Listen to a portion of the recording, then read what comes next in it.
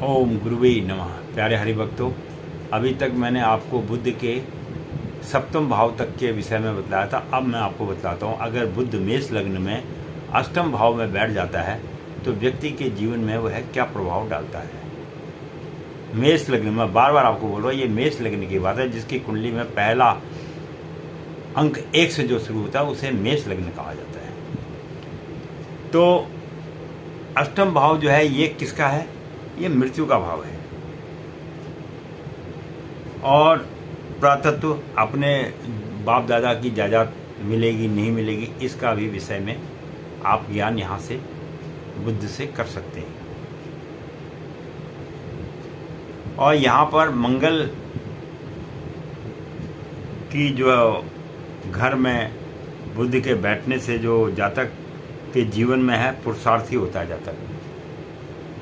आयु और पुरातत्व संबंधी कुछ कठिनाइयाँ तो उसके जीवन में आती है, मतलब जमीन जायदाद, गांव की जो जमीन जायदाद उसके विषय में कठिनाइयाँ, भाइयों से थोड़ा सा क्लेश वगैरह तो रहता ही है,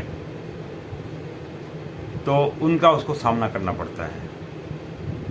पर और कुछ उसके उत्साह में भी कमी आ जाती है। जैसे उसको जिस हर्ष जोश के साथ वो सोचता है मैं जाके ये करूँगा वो कर नहीं पाता है। यहाँ पर जो है उसके उत्साह में थोड़ी कमी आ जाती है। और शत्रु पक्ष के भी थोड़ा यहाँ पर हानि पहुँचाने की संभावना रहती है। जो शत्रु पक्ष है वो यहाँ पर अगर बुध बैठ जाए तो व्यक्ति को जीवन में हानि पहुँचाता है, उसका दुश्मन जो है उसको हानि पहुँचाता है। और 7वीं दृष्टि से वो जो है धन कुटुंब के द्वितीय भाव को देखता है।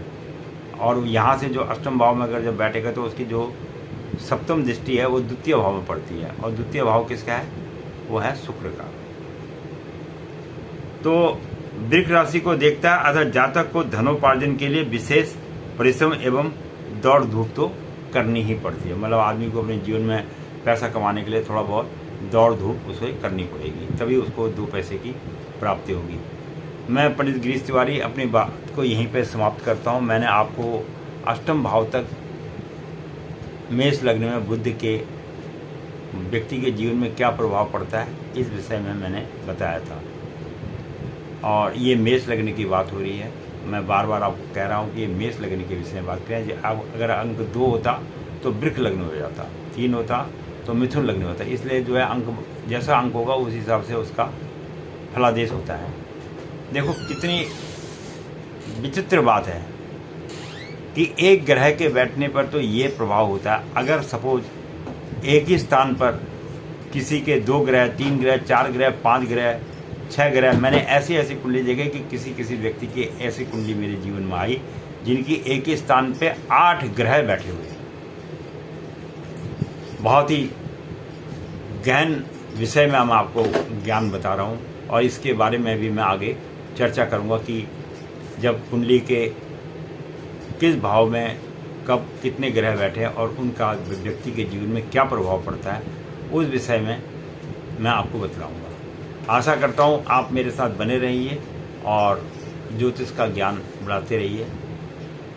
महर्षि वेद व्यास जी ने इतने रचनाएं कर दी, विश्वामित्र जी इतने बड़े ऋषि बन गए, वाल्मीकि जी ने ऋषि बन के बड़ी रामायण लिख दी। तो क्या आप ये छोटी सी विद्या क्या सीखने का प्रयास नहीं कर सकते? कर सकते हैं। और अगर जिस दिन ज्योतिष विद्या का आपको संपूर्ण ज्ञान हो जाएगा, समझना कि आपको उस दिन सारी सृष्टि का ज्ञान हो गया।